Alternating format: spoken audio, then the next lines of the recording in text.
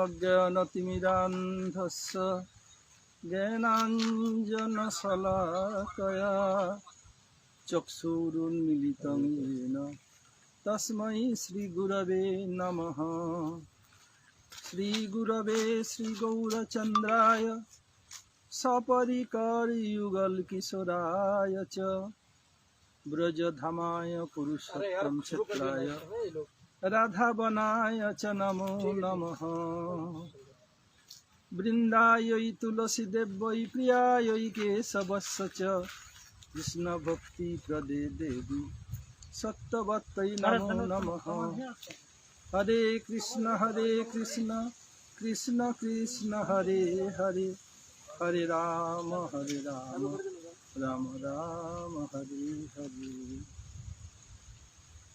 मैं सबसे पहले अस्मदीय परमाराध्य गुरुपाद पद्म ओम विष्णुपाद परमहंस स्वामी अष्टोत्तर शत श्रीमद् भक्ति वेदांत श्रील वामन गोस्वामी महाराज ओम विष्णुपाद परमहंस स्वामी अष्टोत्तर शत श्रीमद् भक्ति वेदांत श्रील नारायण गोस्वामी महाराज ओम विष्णुपाद श्रील त्रिविक्रम गोस्वामी महाराज सपार्षद प्रभुपाद सरस्वती ठाकुर एवं समस्त गुरुवर्ग के श्री चरणों में अनंत कोटि साष्टांग दंडवत प्रणति ज्ञापन करता हूँ।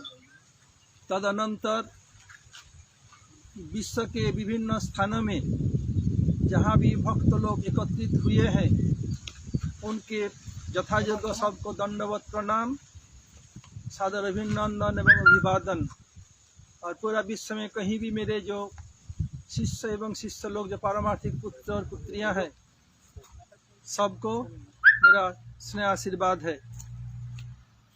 आज ये लोग कह रहे हैं कि मेरी व्यास पूजा है। एक प्राकृत कवि ने बताया, जब मैं जग में आया जग हंसे मैं रोऊं, ऐसा कुछ कर चलूं कि मैं हंसू जग रोए। जब बच्चा जन्म लेता है तब अरे अरे बच्चा हो सब लोग हंसते हैं, लेकिन बच्चा उस समय वहाँ वहाँ करके रोता है। जब बच्चे को नले हुआ बड़े हुए तो अच्छा मेरा जन्म में लोग इतने ही कर रहे हैं, ठीक है। उसमें रो रहा था जग हंस रहे थे, तो मुझे ऐसे कुछ करना पड़ेगा कि मैं जाते समय हंसते हंसते जाओ, मेरे लिए जग सब रोए। जैसे मेरे गुरुवर्ग को देखिए, कौन जानता मेरे गुरुवर्ग ये मुक्त महापुरुष जगत में आए हैं, उनके परिवार वाले कितने धूमधाम से खुशी मना रहे होंगे। जब श्रील गुरु महाराज, श्रील वामन गोस्वामी महाराज, श्रील नारायण गोस्वामी महाराज, श्रील त्रिविक्रम गोस्वामी महाराज आए, कौन जानते लोग मुक्त महापुरुष है। वो लोग जगत में आए, बड़े हुए, जब ये उनका एक्टिविटी देखा तो पता चला ऐसे ही है। ऐसे ही पूरा जगत में मेरे लोग व्यास पूजा मना रहे हैं, तो मुझे भी ऐसे कुछ भजन करना पड़ेगा ताकि मेरे लिए सब लोग याद रखें। तो ये सबसे जानना पड़ेगा पहले व्यास पूजा गुरुदेव क्या कहते थे हमारे गुरु महाराज, और आप लोगों को बता रहा हूँ। उन लोगों का ही ये व्यास पूजा युक्तियुक्त है, उपयुक्त है। यहाँ तक कि प्रभुपाद सरस्वती ठाकुर के शिष्य एवं विशिष्ट प्रचारक श्री भक्तिद्वैत माधव गोस्वामी महाराज अपने व्यास पूजा से तीन कह रहे हैं सबके सामने, देखो मेरा जरद गब तुल्य शरीर को ये लोग सजा दिया, बोले व्यास पूजा है। फिर इसके जगत प्रभुपाद सरस्वती ठाकुर है। ऐसे ही मेरा वो तो उनका दीनता है, और ये मेरा स्वाभाविक है। ये जरद गब तुल्य शरीर को ये लोग बोला आपका व्यास पूजा है। व्यास पूजा तो हमारे गुरुवर्ग की होना चाहिए जो अभिन्न वैसावतार है। अब देखिए, पहले जानना पड़ेगा व्यास पूजा किसे कहते हैं, व्यास पूजा हम क्यों करें, व्यास पूजा करके लाभवान कौन हुए हैं, और इस जगत में कलियुग में सबसे पहले व्यास पूजा कौन प्रचलन किया, इस सब के बारे में आप लोगों को जानना पड़ेगा। देखिए, व्यास पूजा अर्थात व्यास की पूजा, व्यास पूजा। व्यास किसे कहते हैं, आइए थोड़ा ज्यामितिक सिद्धांत में। गुरु महाराज कहते थे तीनों गुरुदेव एक सेंटर बिंदु को रख करके चारों ओर एक गोलाकार रेखा खींचा जाए और उस रेखा के किसी भी एक प्रांत से दूसरे प्रांत में यदि सरल रेखा खींचा जाए जो सेंटर पॉइंट को टच किया हो तब उनको कहते हैं बेस या अंग्रेजी में डायमीटर। ये इसका तात्पर्य क्या है? अगर जो लाइन खींचा गया एक वन एंड से दूसरे एंड अगर सेंटर पॉइंट को टच नहीं किया हो उनको कहेगा जय, बेस नहीं कहा जाएगा। इसका तात्पर्य क्या है? इसमें भक्ति की व्यास पूजा से इसका क्या संबंध है? एक तरफ भगवत धाम है कृष्ण जगत, निम्न तरफ है मर्तलोक जिसको देवी धाम कहते हैं। ये जो डायमीटर क्या करते हैं? व्यास वृत्त के एक छोर से दूसरे छोर को कनेक्ट करता है। ऐसे ही जो ऊपर जो कृष्ण लोक और नीचे देवी धाम, इन दोनों के जो कनेक्शन करते हैं, देवी धाम के जीव को भजन करवा करके कृष्ण लोक में भेजते हैं, उन्हीं की पूजा है व्यास पूजा। फिर बताता हूँ ये क्या करते हैं गुरु वर्ग। वो लोग जैसे हमारे जैसे दो हाथ दो पैर साधारण मनुष्य जैसे दिखते हैं, ये उनकी नरवत लीला है। वो हम जैसे नहीं हैं। जैसे बताता हूँ आप लोगों को, जैसे रूप गोस्वामी पाद, सनातन गोस्वामी पाद महाप्रिय परिकर हैं। वो लोग क्या किया? मुस्लिम राजा हुसैन शाह के मंत्री बन गए। इनके नरवत लीला है। वो दैवी लीला करेंगे, हम उनको अनुसरण नहीं कर पाएंगे। जैसे गुरुदेव क्या है, पुलिस के नौकरी में चले गए, उनका नरवत लीला है। ये जानना पड़ेगा। ऐसे वर्तमान समय में भी जो व्यास के स्थान पर बैठ कर के, व्यास अर्थात विस्तार, भगवान कृष्ण के राम, भगवान कृष्ण के भगवान के नाम, रूप, गुण, लीला जैसे व्यासदेव जी ने प्रचार किया, उन्हीं के अनुगत्य में रह करके जो भी वर्तमान समय में व्यास के काम कर रहे हैं, उनके पूजा को भी व्यास पूजा कहा जाता है। उनको गुरुपाद पद्म को अभिन्न व्यासावतार कहा जाता है। तो ऐसे करने से क्या होगा? भगवान कभी भी किसी को डायरेक्ट कृपा नहीं करते। क्या करते हैं? गुरु के माध्यम से। कोई डायरेक्ट पूजा करने जाए, भगवान ग्रहण नहीं करेंगे। क्या बताते हैं? प्रथमं तु गुरुं पूज्य ततश्चैव ममार्चनम तदेशा भगवद भक्ति झन्नथा निष्फलो भवेत्। पहले क्या करना है?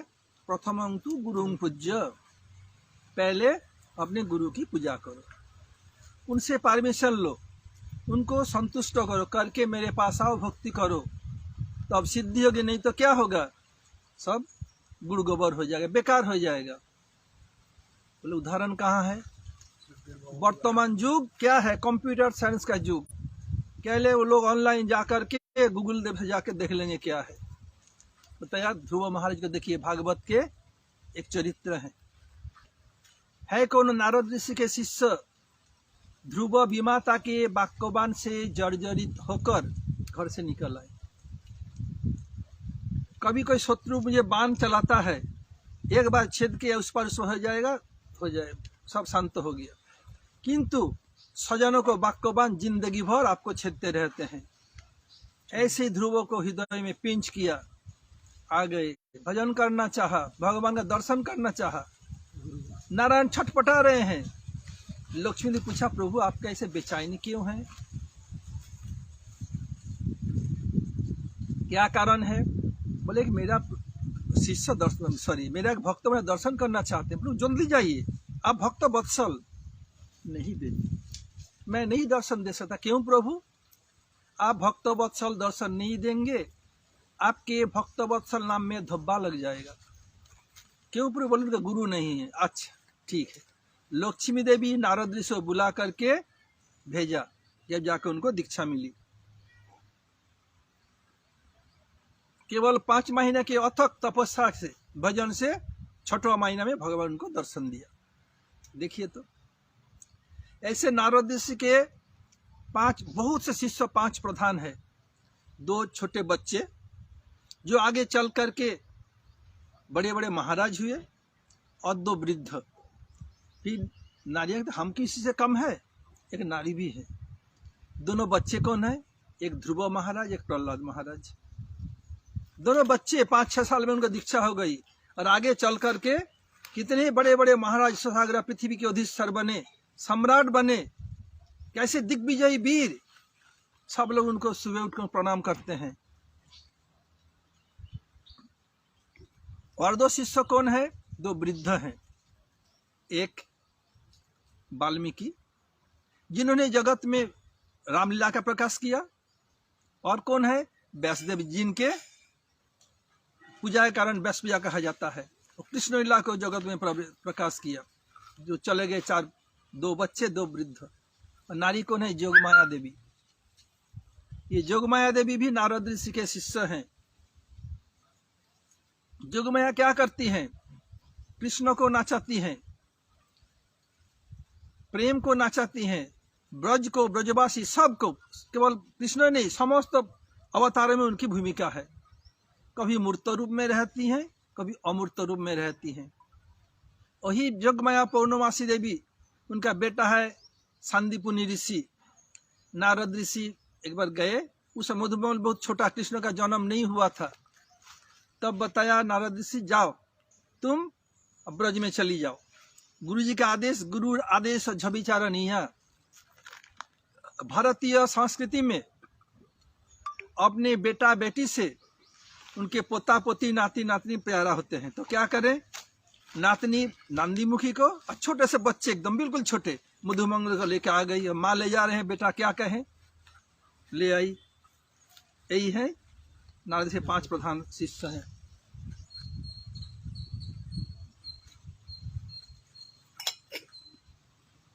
अब आइए, अगर व्यास पूजा नहीं करेंगे, ये भक्ति नहीं होगी। बोला हमारे भक्ति तो क्या दरकार? Eat drink and B Mary, eat drink and B Mary जगत में आने का हमारा लक्ष्य नहीं है। ईट ड्रिंक एंड मैरी होता तो हम दूसरे पशु जोनि में जाते, मनुष्य जोनि में आने की कोई जरूरत नहीं था। इसलिए हमारा अल्टीमेट गोल क्या है? हमारा अल्टीमेट गोल भगवान का भजन करना, इसलिए व्यास पूजा करना है। अब आते हैं, इस जगत में सबसे पहले व्यास पूजा जगत में कौन प्रचलन किया? 4 युग में व्यास पूजा का प्रचलन है। कली युग में कौन है? श्रीमन नित्यानंद प्रभु। ये गौर लीला में सबसे पहले व्यास पूजा का प्रचलन किया। ये नित्यानंद है कौन? और महाप्रभु के आदेश से नित्यानंद व्यास पूजा किया। ये महाप्रभु नित्यानंद है कौन? बताया, भक्त रूपो गौर चंद्र जस्तु गोपेंद्र नंदन भक्त स्वरूपो नित्यानंद ब्रजे जस हलायुध। कृष्ण एवं महाप्रभु सेम है, बलदेव प्रभु एवं नित्यानंद सेम है, कोई फर्क नहीं है। ये अब व्यास पूजा का समय आया, जो आषाढ़ महीना में पूर्णिमा के दिन होता है। अब श्रीमन महाप्रभु उधर संकीर्तन रास करते, तो बताया व्यास पूजा काल कौन होगा, कहाँ होगा? तो श्रीवास पंडित हाथ उठाया, महाप्रभु व्यास पूजा हवे काल बामनार घर, अर्थात श्रीवास पंडित के घर होगा। श्रीवास पंडित बहुत अच्छा है प्रभु, सब व्यवस्था है, विधि पोथी कहीं ले आऊंगा, सब हो जाएगा। व्यास पूजा करेगा कौन? बोले श्रीपाद करेंगे। ठीक है, महाप्रभु चले गए। अब महाप्रभु के जितने परिकर हैं, सबसे सम्मानाधिक श्रीमन नित्यानंद प्रभु का है। कारण 2 हैं। एक है वो अखंड गुरु तत्व, पर उनका सम्मान होना चाहिए, और दूसरे हैं श्रीमन महाप्रभु गुरु है ईश्वरपुरी पाद। ईश्वरपुरी के गुरुदेव कौन है? माधवेंद्रपुरी पाद। और माधवेंद्रपुरी के गुरु कौन? लक्ष्मीपति तीर्थ। तो अद्वैताचार्य प्रभु और महाप्रभु गुरु ईश्वरपुरी पाद दोनों गुरु भाई हैं। और ईश्वरपुरी पाद और माधवेंद्रपुरी कौन है? लक्ष्मीपति के तीर्थ के शिष्य हैं माधवेंद्रपुरी। और लक्ष्मीपति तीर्थ से दीक्षा हुआ नित्यानंद प्रभु का। इसलिए गुरु परंपरा में श्रीमन महाप्रभु से अद्वैताचार्य एक स्टेप ऊपर है, नहीं तो 2 स्टेप ऊपर है। इसलिए सबको उनको सम्मान देना पड़ेगा। एक कारण, दूसरे कारण अखंड गुरु तत्व, प्रथम तो गुरु पूज्य। कली युग में सबसे पहले श्रीमन नित्यानंद प्रभु चालू किया और युग तो है ही है। हम कलियुग युग होने के कारण कलियुग का उदाहरण दे, उसमें नहीं जाते। इसलिए जो भी व्यास पूजा किया लाभान्वित हुए। इसलिए अगर हमें चिरंतन सुख शांति पाना चाहते हैं हम लोग, हमें भी व्यास पूजा करना पड़ेगा। तो मेरी व्यास पूजा मतलब क्या है? आज मैं मुझे क्या करना है? जो किया सुबह अपने गुरुदेव श्रील बामन गोस्वामी महाराज, श्रील नारायण गोस्वामी महाराज, श्रील त्रिविक्रम गोस्वामी को पूजा की। और क्या किया? चारों संप्रदाय के जो आचार्य हैं, श्री संप्रदाय के श्री रामानुजाचार्य, ब्रह्म संप्रदाय के मध्वाचार्य, विष्णु स्वामी के श्री ब्रह्म रुद्र संप्रदाय के विष्णु स्वामी, और सनक सनंद सनातन सनत कुमार चतुस्सन या सनक संप्रदाय के निम्बादित्य, चारों की पूजा की। इसके बाद गुरु परम सबकी पूजा की सुबह मैंने किया करके। क्या हमारा व्यास पूजा का मतलब क्या है? ये यार हमारे शिष्य लोग क्यों करेंगे? जब शिष्य लोग मेरे अनुयायी या शिष्य लोग देख रहे हैं, अरे मेरे गुरुदेव ऐसे कर रहे हैं तो हमें भी गुरु की पूजा करना चाहिए। अगर मेरे ये शिष्य लोग जो अनुयायी लोग पूजा करेंगे, उसका उपभोक्ता मैं नहीं हूँ। क्या करना, उनको पूजा को सबको लेकर के हमारे गुरुवर्ग जो हमारे 3 गुरु उनके हाथ में दे देना है। उन लोग क्या करेंगे? उसको प्यूरिफाई करके धीरे धीरे गुरु परंपरा के माध्यम से श्रीमन नित्यानंद प्रभु एवं श्री गौर सुंदर और दूसरे ओर जुगल के चरण में पहुंचा देंगे। यही गुरु का कर्तव्य है, यही उनकी सेवा है, यही उनका दायित्व है। नहीं तो वो मेरा है, मैं भोग करूँगा, ऐसे नहीं, ऐसे भावना नहीं होना चाहिए। तो मेरे जो देखेंगे जब मेरे गुरु जी कर रहे, तब शिष्य लोग उत्साह मैं भी करेंगे, गुरु जी की पूजा हम करेंगे। इसलिए जो भी मेरा पूजा करेंगे, अनुयायी हो शिष्य हो, सब लेकर के हम गुरु वर्ग के हाथ में समर्पण कर, इतने मेरा दायित्व है, यही मेरी सेवा है, यही मेरा कर्तव्य है। अब आते हैं 1956 ख्रीष्टाब्द में 22 जनवरी इसमें भारतीय हिसाब से माघ की महीना 10वीं तिथि पूरे 9:30 के आसपास मेरा जन्म हुआ था इस जगत में, जो मैंने अपनी माँ से सुना। मैं पहले ये सब इंटरेस्ट नहीं था। जब हमारे गोविंद महाराज, उनका भी आज जन्मदिन है, जो हमारे GVST के सेक्रेटरी हैं, जब आए उनका नाम गुरु महाराज सत्यराज दिया। एक दिन गुरु महाराज मुझे कह रहे हैं, गुरुदेव भी बैठे हुए थे नवद्वीप में, ए नवीन इधर आ। मुझे प्रणाम किया, बोले तेरा जन्मदिन और ये सत्तर एक ही दिन में है, एक ही महीना, एक ही बार। बोले आपको कैसे? बोले मुझे सब कुछ पता है। बोले तेरा भी माघ महीना 10वीं तिथि रविवार। बोले इत्तेफाक से जब सत्य का जन्म हुआ था, यानी गोविंद महाराज, वो भी माघ महीना 10वीं तिथि और रविवार था। तो आपने माँ से पता करवाया बाद में, तो बताया हाँ। इसलिए गोविंद महाराज को भी प्रणाम करता हूँ। अभी तो वैष्णव है, उनके चरण में पुष्पांजलि देता हूँ। अब देखिए, अब बस छोटे बचपन बीतने लगा धीरे धीरे। अब मेरा इसके हिसाब से, राशि नक्षत्र हिसाब से मेरा मेष राशि में जन्म हुआ था, और मेरा राशि का नाम था लक्ष्मीकांत। शायद आप लोगों में से कोई नहीं जानते होंगे। तो उसमें जो ज्योतिषी ने बनाया, बोले ये जहाँ भी रहेगा वहीं से सब धन धान्य फल फूल पैसा में भरमार रहेगा, सब समय जहाँ भी रहेगा। ये उनका नाम ये बताया। मैं अपनी माँ से सुना, अपने पिताई चाचाई सबसे सुना, मेनली मेरा माँ से चाची उन लोगों से सुना। फिर स्कूल गया, फिर हाई स्कूल कॉलेज सब आए। फिर हुआ क्या, मैं किसी को हाथ दिखाना पसंद नहीं करता था। प्राइमरी स्कूल क्लास 4 में पढ़ रहा था। एक दिन एक ज्योतिषी आए, सब लोग हाथ दिखा रहे हैं, तो घर में तू भी दिखा। बोले क्या करेंगे हाथ दिखाने से? बोले दिखा तो ले। जब दिखाया, बोले ये सबसे बड़ा मूर्ख होगा, इनका भी लिखा पढ़ा नहीं होगा। तो मैं हाथ पकड़ के रखता, मैं झपटा छीन लिया।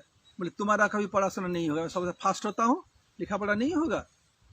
बोले ऐसे पढ़ाई करूँगा, ऐसा कोई करेगा ही नहीं, इतना करूँगा। देखो क्या है, आज गुरुदेव ने, भगवान ने क्या करा दिया।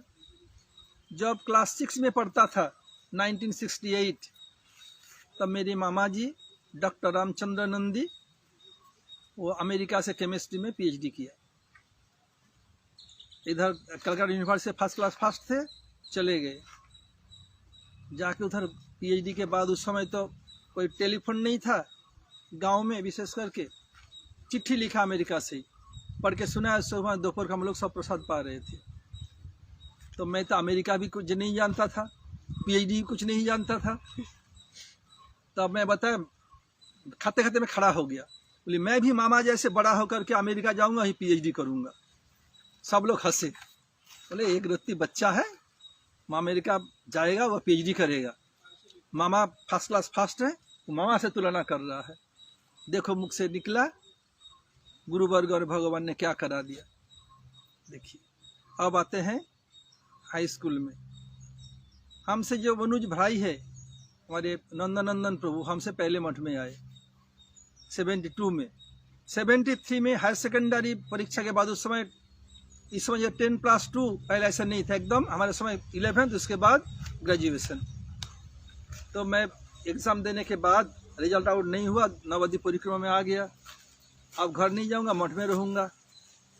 गुरुदेव श्री नारायण गोस्वामी महाराज ने बताया, देख तेरा जो एजुकेशन है ये झाड़ूदार के लिए अच्छा है। हमारे पास बहुत झाड़ूदार है, मुझे नहीं चाहिए एक्स्ट्रा झाड़ूदार। जो मुझे फाउंटेन पेन से सेवा कर सके ऐसे चाहिए। पहले यूनिवर्सिटी कंप्लीट कर, तौबा, नहीं तो नहीं रखूंगा। बोले आप नहीं रखेंगे? कितने मंदिर है, नवद्वीप में है, वहाँ चले जाएंगे। बोले देख मल्ला का दौड़ मस्जिद तक देख ले, जा, दूसरे जगह जाने के लिए तो मैं नहीं आया। हम गुरु महाराज, गुरुदेव और तीनों तीनों के पास आने के लिए आया था।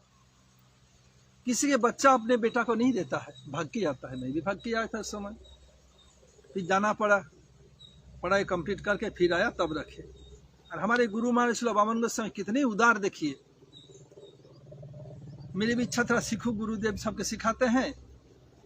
तो गुरु महाराज खुद दी, बोले जा नवीन, तुम महाराज जी के पास सेवा का, वहीं पर रह जा।